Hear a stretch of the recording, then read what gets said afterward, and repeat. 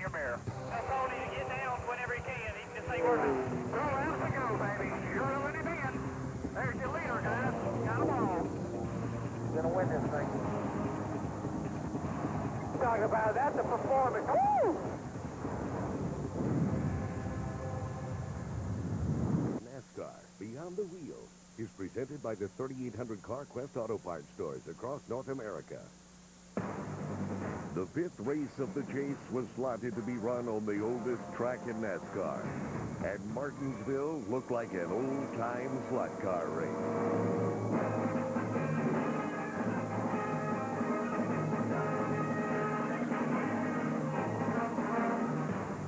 It's a tough one, but we fight the same thing there all the time, it seems like. Save the brakes, keep the car in one piece, and keep your temper under control or you're going to get in trouble. You need to start up front. If you can start up front and you have a good car, usually you can stay up front. If you start in the back there, that makes for a tough day. Today will be a challenge for Mark Martin. Average finish on the 5 short tracks so far this year, 15th. Even before he wrecked in final practice, it was his worst qualifying effort of 2005. All right, guys. I appreciate the effort this weekend. Everybody's dug in hard. We're going to make something out of this deal.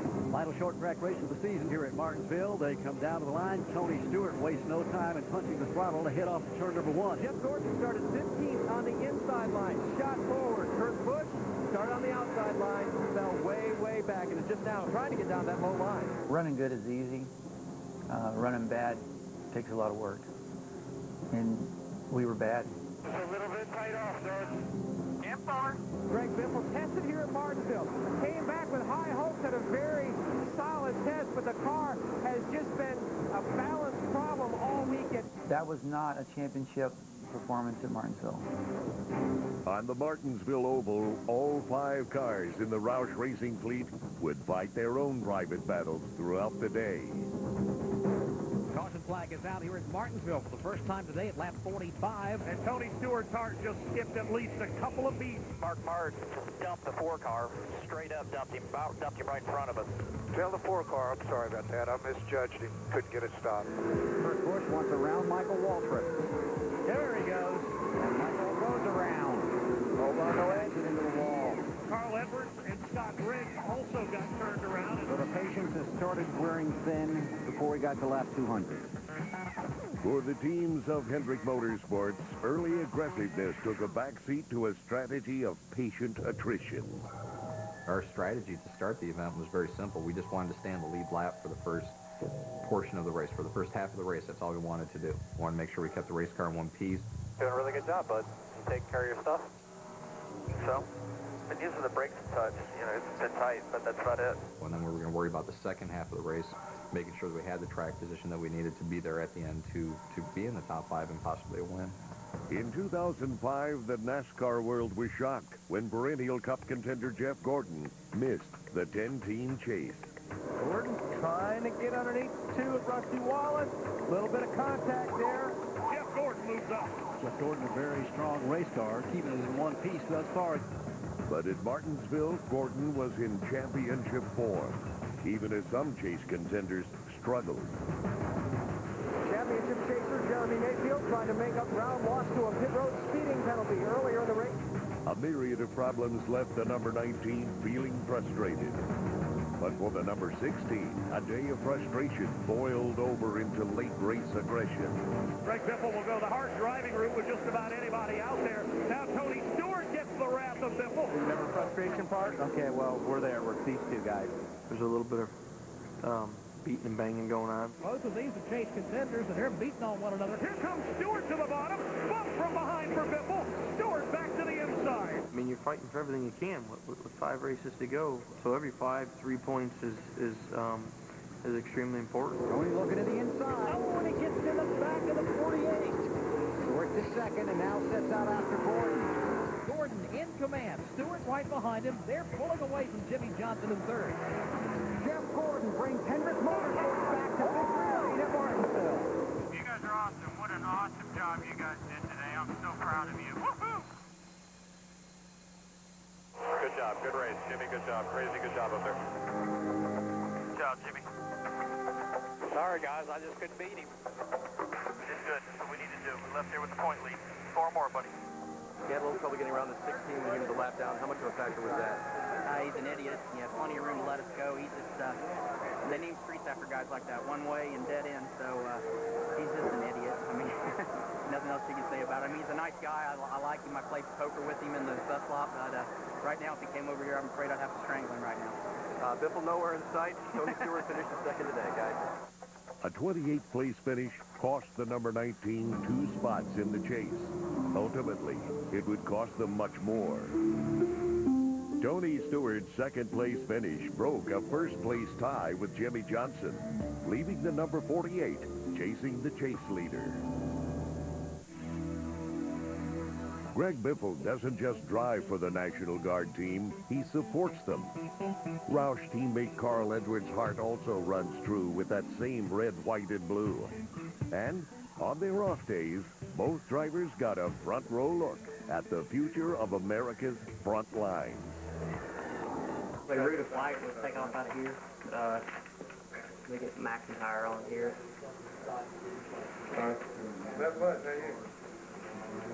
Other side. Never use these. Like I said, I'll let you fly, so you're a pilot, wanted to let you fly.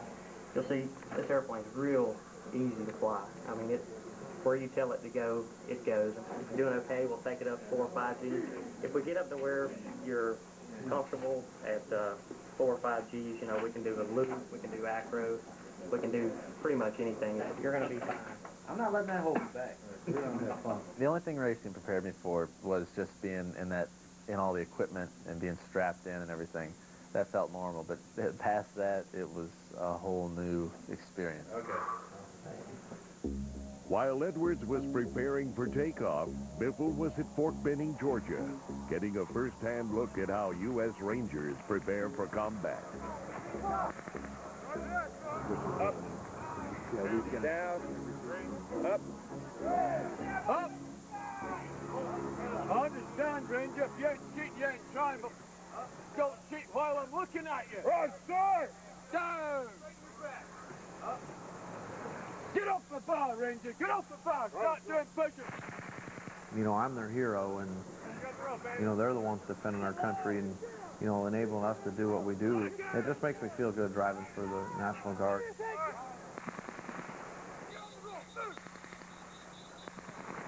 Get your head down. Go head down. Very nice job, guys. Unbelievable. Very nice. All right, move out. Pretty exciting. As soon as we got there first thing this morning, the Rangers were doing their drill training, and pretty unbelievable to see those guys. I mean, they'd just gotten done running 3 miles with full gear and their weapon and crawling through the mud and water. And I mean, it's freezing cold in the morning, and it's a lot of hard work. While Biffle and the Rangers were off in the wilds of Georgia, Edwards was off into the wild blue yonder. Where they actually come out at. There's no turning back. It's better to die than to look bad, so no matter what happens, we're going to have fun.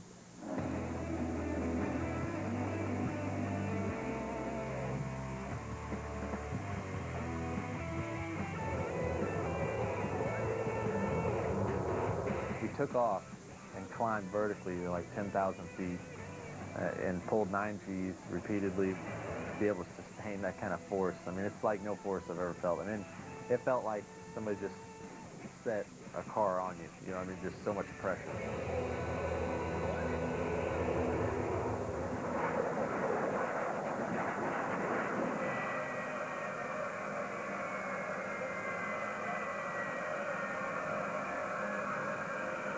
For uniform, there's Roman numeral 9 and G, a little 9 G10. So you did it, like I was telling him earlier. That was the first time I've ever flown anyone from the back seat that actually pulled 9G. So you're laying it on there, man.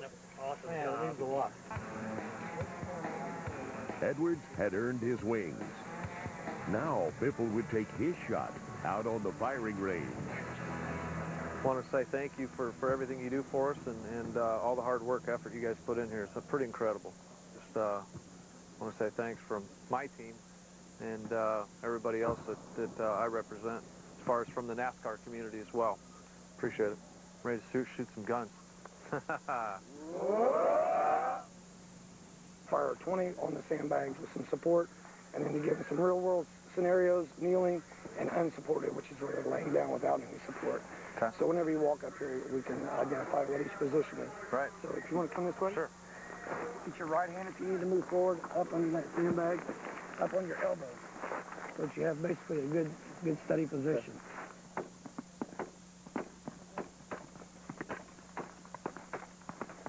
Standing and shooting, you almost qualified -1, so we need you to fix bayonet. Okay. And charge the, You want me to?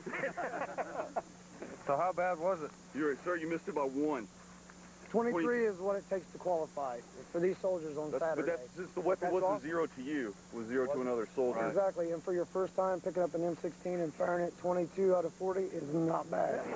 On race day, 7 men go over the wall. But as Biffle and Edwards found out, America's soldiers work every day to guard the walls of freedom.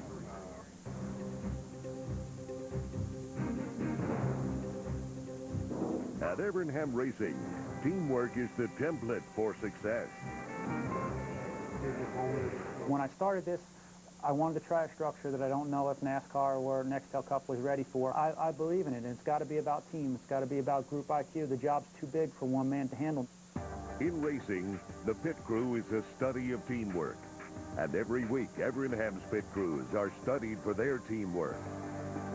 I watched the race tape and compared our times to what the other front runners were doing, and that right there, what you guys did on Sunday, would have put you in front. All right, here's the first stop. And JB falling in the gas on this one. Look at it, it's really not a lot of fuel. No, it was exactly the right spot right there. I've seen teams fall apart at that point. What do you guys do? You came back and you actually did the best stop of your day right after that pit stop. 12.95 on this one. And I think total race, this is probably the best race we've had all year. That's a championship caliber team, guys. Battled through mistakes, didn't let it affect you on pit road. They're all not just employees here. They're teammates and they're stockholders. You know, there's 300 families that I've got to worry about. I think that most of them stand behind me. They believe in what we've started here, and they know as long as we're honest and we tell them what's going on, that we've got a plan. But in a sudden change of plan, the team chemistry of the number 19 was reformulated when crew chief Slugger Labby abruptly departed. The change in the 19 team was a little bit unexpected. Slugger decided that he didn't want to be in the situation he was in and really didn't want to fit into our plans for the future, so we just mutually decided it was best to go ahead and make that change now. One person cannot be bigger than this place, including me, and I'm proud that I've got structure in place that can keep that going. You know, that's the way the sport is. It's cruel. It'll bite you in a heartbeat, and you just got to make the best of it, because if you sit around with your head between your tail all week long, you won't be successful. With 4 races left in the chase, the number 19 would now regroup and press on to Atlanta, united under the leadership of interim crew chief Kenny Francis. Racetrack's all yours. As teams headed out to practice, Mark Martin held back to watch how the track affected tire wear. These guys are going off of these turns at better 200 miles an hour. Balance and where your car works the best is going to be the key come Sunday. All right, where do you think we lost our speed there, bud? I just cannot turn the wheel and stand on the gas. Yeah, we got some work to do. Atlanta offers several grooves to the racetrack, which is a nice thing. If your car's not working in one spot, a lot of times the driver can move to a different area and find either some more grip or a place where the balance of the car is better. That's pretty good on the bottom, pretty good in the middle. The track's just better up higher and bringing forward because nobody's run there and the track's greener. But I was getting down and running the white line, so it felt pretty good. Because of the rough and worn surface of the Atlanta track, NASCAR would mandate air pressures throughout the weekend in order to save tires. The racetrack is so abrasive and the tires give up. I mean, you give up 2-3 seconds over a full fuel run. What are you doing to make it faster for you on the front side? Just give me some more rear grip is what I need right now, bud. Greg Biffle was in need of information, arriving in Atlanta with an untested car. We're going in there with a blank sheet of paper because we haven't run that car there. Shaking so bad I can't see. We're going to have to change the tires. Horrible shake. we can base it a little bit off of what the 97 ran. Kurt has got 25 laps showing, last lap 31:04. What are we running? 30:59. Just throw stuff at it until he's happy, which he's normally not, but even when he's not happy, he can run good. Well, turn. I don't understand. I don't know. It's unbelievable here. When Mark Martin finally got into his car, he quickly found that he didn't want to get out. 23 laps here, Mark. One more here. 25 laps. Just one more around the top, and then I'll be done. Come on, bud. I had it working up top there, though. 26 laps, 26. Just one more around the bottom here. Still quicker around the bottom, ain't it? 4. Teammate Carl Edwards wanted to find out which part of the track was quickest. Carl very happy with the car right now. He told me that the setup they just had on this race car was perfect. He said, Still just a little loose to go faster. That's fine. If that's what it takes to win the race, I don't care, man. We'll get everything we can. 10-4. Good job there, guys. Great job. The car is going to be real good. We'll get it right. Now, Jeremy Mayfield and the number 19 would try to get things right. Like the first practice, the times were pretty good. So we felt like we were okay. You know, we didn't feel like we were going to beat the world. Did the track slow down or something? I'm seeing all kind of different stuff. See a lot of 30-50s, a lot of 30-90s. It's all over the place, really. After practicing all day, how would teams handle the track, qualifying at night? With 4 races left and the chase drawing closer to midnight, qualifying under the lights of the Atlanta Speedway began. We practiced in the daytime, but is the nighttime the right time for qualifying here? It's definitely the right time because this racetrack is fast, and when they pull this racetrack off, it's going to get even faster. Right, this track temps down 32 degrees. First up, the number 19 hoped cooling conditions would help to burn rubber around the Atlanta track. See what he can do down in 3 and 4. He may have picked up a ton of speed compared to what he did in practice. He picks it up to 9th quickest. Good job, everybody. The car was great. It bombed out a little bit. Not sure what it hit, but it was good. You know, the night does make a big difference when you hit the banking because the speed's higher and because you have more air density, so you have more downforce. It makes the car travel a lot more. That's why most everyone's bottoming out. From bottoming out to the front of the field, Ryan Newman attempted to qualify for his 6th straight pole at Atlanta. In the last 2.5 years, no one has sat on a button pole at Atlanta, Georgia for Ryan Newman. And oh, by the way, the other time he qualified, he was on the outside of the front row. Now, I know he was only 8th quickest in practice, but trust me, he will be the man when they drop this green flag for qualifying. Going for 6 in a row. Incredible fast lap, 28.64. This lap's quicker. Quicker, yes. He didn't feel like he got everything out of the car in the first lap, so he wanted to put another lap in and make sure he got it. He picked it up, 28.58. 6/100 quicker than the first lap.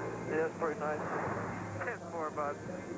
28.64, 28.58, second lap. 4. Good job, guys. You too, man. I think in general he's an awesome race car driver and just really knows how to put a car on that edge and keep it on that edge as long as possible. For 23 years, Mark Martin has driven on the ragged edge. Now, Martin held his breath and punched the accelerator. Well, Martin's got him a pretty good little run going here. He picked up even a little more on the exit of turn 4. So this could be a front row start for him right now.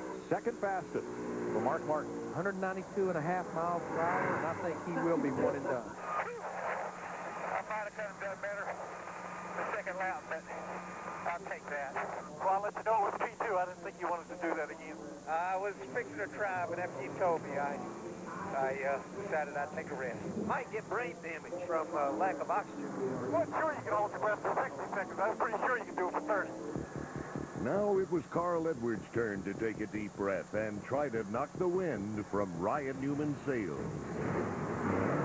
He was 6th quickest in practice today. In fact, 2 starts here, both top 5 finishes in Nextel Cup.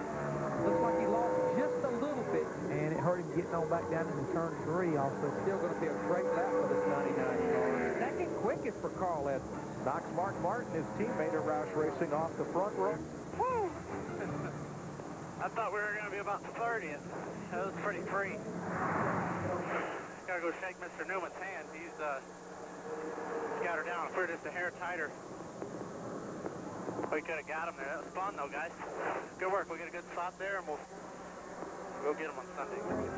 Newman had won his 6th straight pole, but on race day, whose car would slide down victory lane? It's going to be another one of those fantastic Atlanta finishes. Johnson's got to block him. It's who can stay in the front here on turn left. And here they come, and I think Cole's got the advantage. That first Atlanta win, it was just like, it's unbelievable. I never imagined winning in cup racing. I never really sat down and thought about what it would be like. I don't know that I've really changed in any way other than I've become maybe just a little bit more realistic race car driver, become better at just taking and working with what we've got, realizing that I'm not the best road course racer yet. I'm not the best short track driver yet. And not panicking in situations where we're not as fast as I want to be. In 2005, Carl Edwards has grown by leaps and bounds. But like any young student trying to master his craft, there's still much to learn.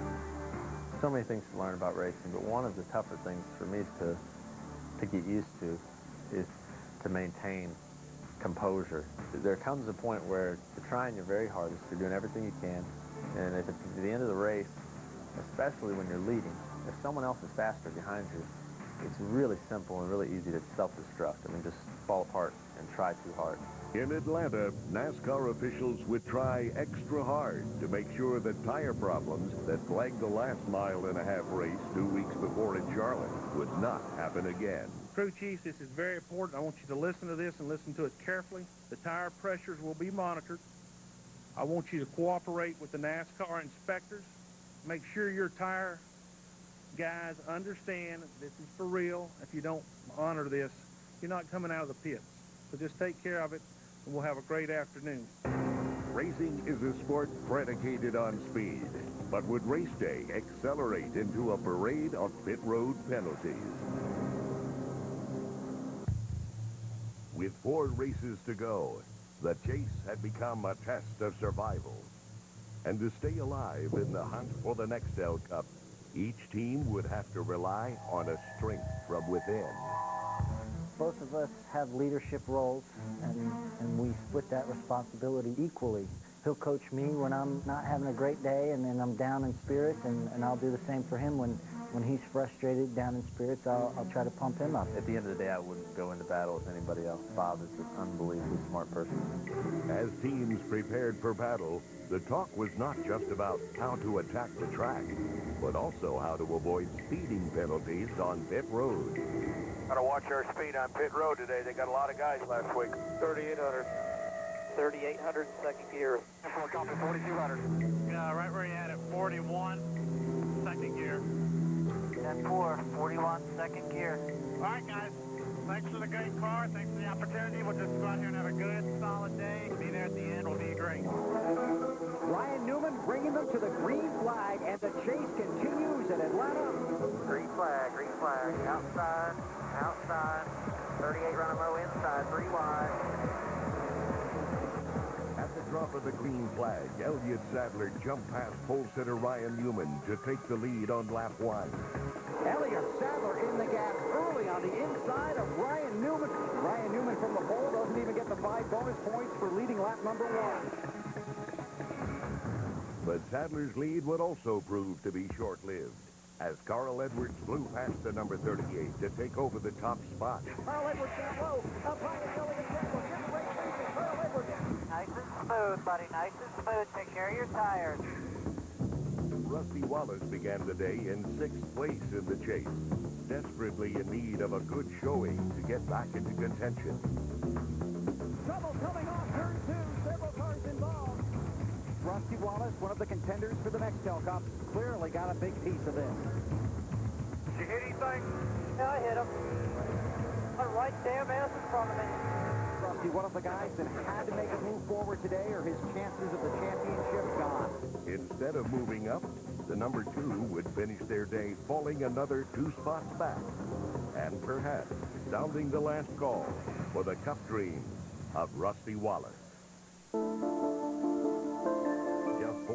laps into the race at Atlanta, Jeremy Mayfield radioed in. Number 19 was in trouble. Don't have a clutch pedal, like it's gone, and it might be in the clutch. We looked at what was going on, and we thought we could fix it, so we gave it a shot to fix it. When it's an engine problem, we leave it up. You know, the engine tuners have the final say if we can or cannot, and with something with the car, if we can fix it, we'll definitely try to fix it. A few more there, a few more. Yep, right there. So Jeremy Mayfield and Rusty Wallace, elimination day for them in the chase for the Nextel Cup. Crippled by a broken crankshaft, Mayfield finished the day in 38th place, dealing a crippling blow to the number 19's title hopes. Meanwhile, Carl Edwards was dealing with some bad vibes of his own. Man, this vibration's terrible. Can you hear it? Jack always makes fun of me for mentioning these vibrations because he doesn't think that they're really happening. I can't tell any difference, bud. He wanted to know if I could hear the change in the sound, noting that vibration, and I couldn't over the radio. All right, listen. It'll quit off the corner, and it'll start halfway down the straightaway. Just listen.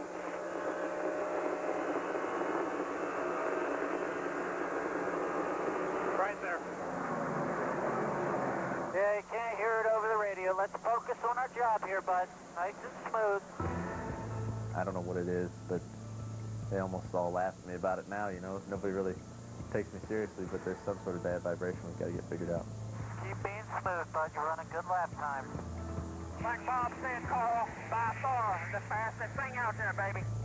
But following a caution on lap 53, high speeds took a break for pit road speed limits. 200, 4200. And if anything, Carl, just under that 42, baby. Give it just a hair. We cannot get busted. Martin won't come under. Hang with it, baby, right on his bumper. 4200. While Edwards played it safe, Mark Martin was caught for speeding and given a one-way ticket to the tail end of the longest line. Just called you for too fast exiting there, Mark. Let's just gotta go to the tail end, about tail end. Eddie, stay on me because I'm used to using my speed mark. I'm going to have to slow it down under my speed mark. Gotta be extra careful that doesn't happen, guys, because they seem to be trigger happy. Yeah, they must have the pace car a little fast or something, so I'm gonna stick to my 42. I'm not going over it. 6 car just got a speed penalty here, guys. That was right at the exit, NASCAR said. We'll be careful about that. No problem. We'll get it back. No problem. Oh, but we're gonna win this race. I am not worried. With the penalty to Martin, Dale Earnhardt Jr. took the lead. Could NASCAR's favorite son steal the thunder from the chase contenders? In Atlanta, Dale Earnhardt Jr. held the lead. While behind the number 8, Carl Edwards continued to keep pace. The 8 car ran at 20, 63 behind. Poor man, that 8 car, I mean, I know these other guys are coming, but that 8 car, damn, he's strong from the beginning to the end. Don't worry about the 8 car, Carl. Everybody else is just holding their own. Great shape. Don't race that 8. Tire management. I'm going to go easy. I think I hurt my right rear. 3 laps. We're going to do 3 more laps. Stay out. We have a crash and more. Slow it down. Caution's out. Caution's out. Kurt. Busch, one of the contenders in the chase for the Nextel Cup. A right rear going down. Indeed, it was flat, and that's what put him in the wall. The third chase contender with problems today. What happened to Kurt? Why did he spin? Somebody said your right rear going down, but I don't know that for a fact. Yeah, it looked like his right rear was going down and wore out. Kurt Busch's bad luck would result in a 36th place finish, dropping the number 97 down to 9th place in the chase. All across the Atlanta track, blown tires began to take a toll on the field. But it just feels like it's real soft on the right rear. It just kind of wallers around too much right now.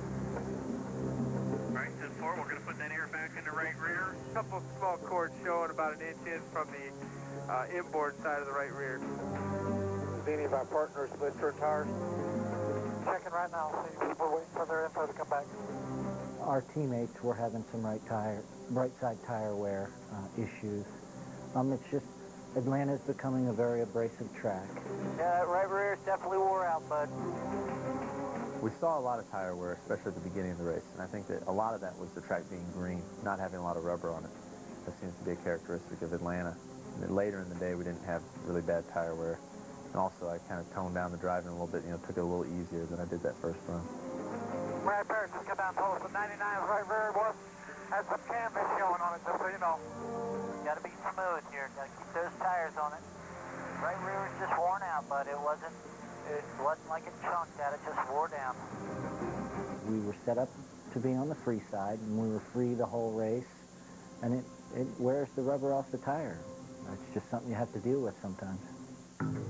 But while the pace of the race seemed off-kilter to many teams, the number 99 used the cautions as a chance to get pointed in the right direction. Trouble up in turn number 4. Caution's out. Looks like the 41 had trouble down there and rolled off. All right, that's going to bring out the yellow flag, I believe, for the 8th time here today at the Atlanta Motor Speedway. All right, do you want to put any wedge in it? Rather just do the air pressure, but it's a fine line. If we cross over and you kill that right front, we're in big trouble. Try not to do anything that's going to put me over on the right front but Yeah, Jim, I was thinking about just taking a half pound out of the left rear. we can leave it alone and see if it tightens up, you take care of that right front, whatever you want to do. It's up to you. You can put a half in it or not. Otherwise, it was starting to come in there. With speeding penalties at the forefront of their minds, the leaders came down pit road. 97 laps to go, and this could be a crucial pit stop. 5, 4, 3, 2, 1. Right here. 4 tires of gas. Corner up left rear. 3, 2, 1. Up on the side.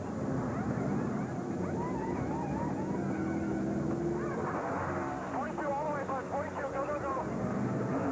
Clear one, clear all the way. Go, go, go. You got one coming outside. You're good right there. Mark Martin, the first off pit road. That was a great stop. A fantastic pit stop. Boys, that was a 12.6. You guys are doing it today. Great job, guys. You're doing a heck of a job, man. Just stay focused, get that rhythm back. We'll be okay here. We will probably get attacked from behind. Don't worry about it. If they do, baby, we will come right back in just a few laps. With so many teams at the top of their game, could any contender maintain the high ground?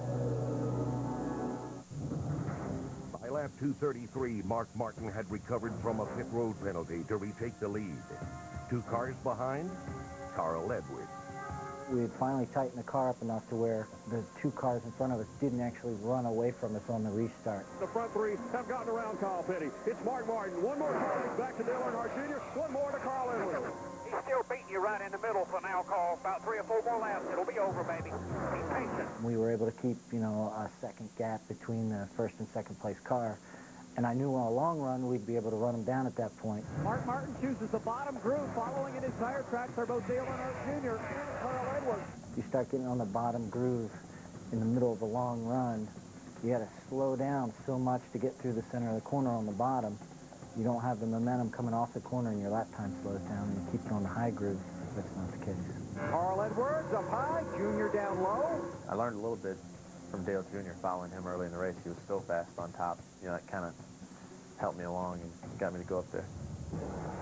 In a pitched battle that brought 124,000 fans to their feet, 2 Roush cars raced for the lead. Nice and smooth. Thought you're doing a great job. Okay, look, Carl Edwards' car right now is so fast up on that high groove through 3 and 4. He made up a lot of ground on Mark that lap. I just really enjoyed running at the top of the racetrack, so any excuse I can find to run up by the wall, I enjoy it. Bobby Hutton, the spotter, just keeps preaching about 3 or 4 more laps. It'll be over, baby. Be patient.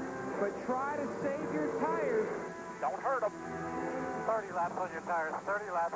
I have a good idea of what the tires can take because there's probably not a driver in the field that's blown more tires out than I have. Later in the run, the tires would wear out a little bit, and you can keep a lot of momentum up by being on top, and that's just where our car works.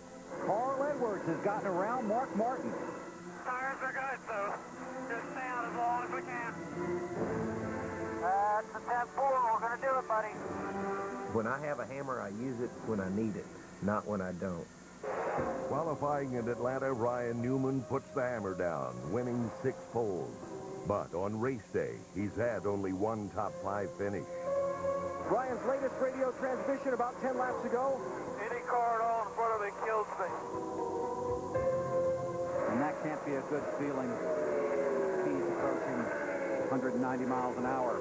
We really didn't hit the right setup for the race weekend, and it was a struggle most of the day. After winning the pole today, they've just not been able to get at you. He's riding around out there in 19th. 12 is on the lead lap, Carl. Ryan Newman in the 12, but a lap down by Carl Edwards. Once again, Newman would suffer a subpar finish in Atlanta, ending the race in 23rd place.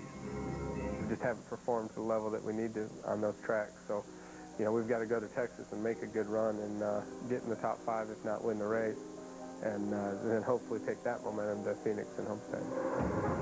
Check this out. Check this out. There's the leader, the 99 car, Carl Edwards. Look at the car directly in front of him. Jimmy Johnson. Carl Edwards going around Jimmy Johnson. Johnson riding around this racetrack in the 16th position. Now it's cost him a lap. Jimmy Johnson's day was spinning away until a caution on the same lap made him the lucky dog. Caution is out. Caution is out. This caution helps everybody except Carl Edwards. Yes. He'd love to see this thing go green the rest of the way and everyone make green flag stops. That's not going to happen now.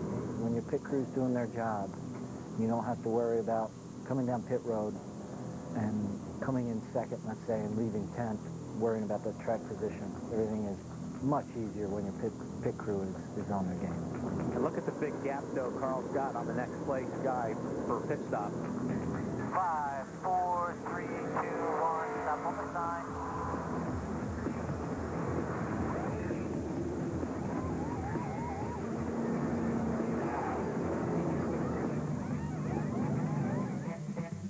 Carl Edwards came into the pits with a big lead. He left pit road with an even bigger one. On average, our pit stops were unbelievable. And at the end of the day, someone told me we did have a 12-second stop, which was pretty awesome. They said it was one of the fastest ones of the year. So, I mean, the guys really stepped it up. Clear out, clear out, clear out. All the way, don't speed, all the way, don't speed. You got him. You got him. Do not speed, buddy. That's all you can do. Don't speed. Edwards would save his speed for the track. He'd need every bit of it, as some of NASCAR's greatest drivers would challenge the number 99 in the race's final lap. On lap 288 of 325 in Atlanta, Roush Racing teammates Carl Edwards and Matt Kenseth battled for the lead. 37 laps to go. Hang on tight, everybody. Kenseth takes a look underneath the 99. Got the spot for the lead. Kenseth has not led today. Love to have these 5 bonus points. Man's holding his own on the bottom. He will fade as we go, baby. I see it happening now. It's a race for the lead. Here comes Carl Edwards with Matt Kenseth. Carl Edwards to the high side. He's going to bypass Kenseth and take the lead in 4. 35 to go. 3-5. Once leading the hunt, Kenseth now fell prey to a pair of NASCAR legends. Junior going by Kenseth on the outside, takes over second. Now Jeff Gordon going by the 17 car Kenseth. 5 more points Matt will lose. Kenseth had gone from contender to an afterthought, free-falling from first to 5th, even as Edwards extended his lead over the field. T8, 83 behind. They're battling back there, so keep digging, buddy. The fans stand up as if it's the wave. They're watching Dale Earnhardt Jr. and Jeff Gordon go at it. Arguably 2 of the biggest names in stock car racing, Gordon and Earnhardt, punching and counter-punching.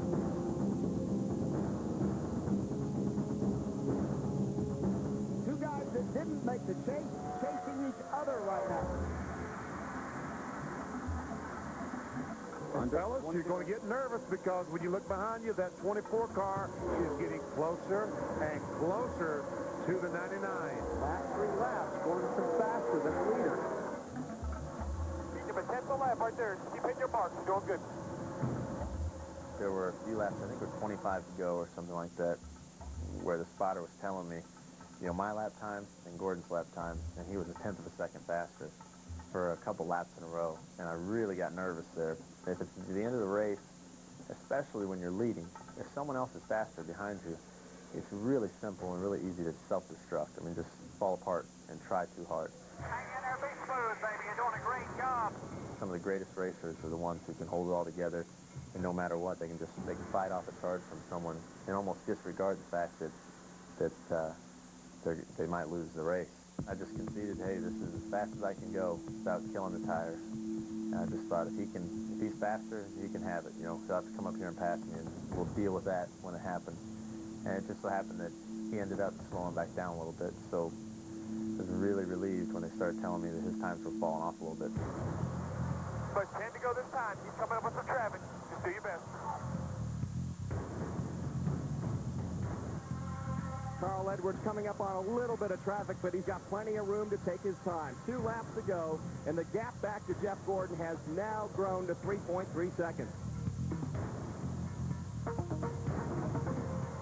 way ahead, way ahead. You're coming to the white flag. It's over when you get to this white flag. If we can get back, no green and white. White flag for Carl Edwards. Just ride right there, ride right there.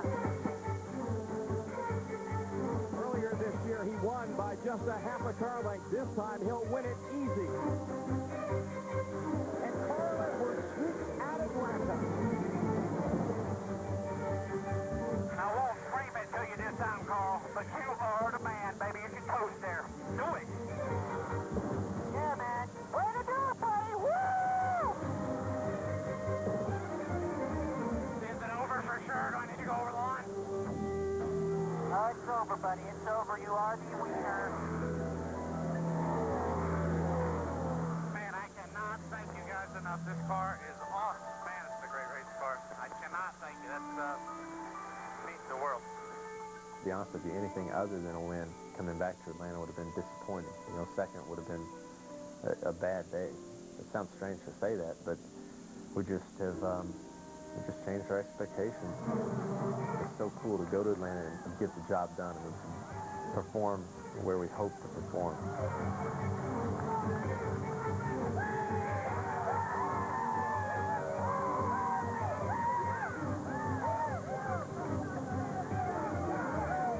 We're going to have perfect days. You know, we're going to have days that are subpar for guys like Tony. Good job, everybody. Way to take all day. Smoke. Big picture. We only lost a few to 16, you know. Copy that. Big picture. All right, good job, guys. Top 5 today. Real good job. We'll be going to tech here, so we'll meet them on a pit road. Good job, Matt. Good job, Bob. Everybody. Good job all the way around. Well, great job, guys. Everybody did a great job today, man. Wasn't quite as good as we wanted to be, but pretty dang good. Awesome job, everybody. The Office Depot team took care of business as Carl Edwards became just the 7th driver in history to win both Cup races in Atlanta in a single season. And while Edwards was once considered a dark horse to win the championship, he's now become a bear to contend with in the hunt for the Nextel Cup.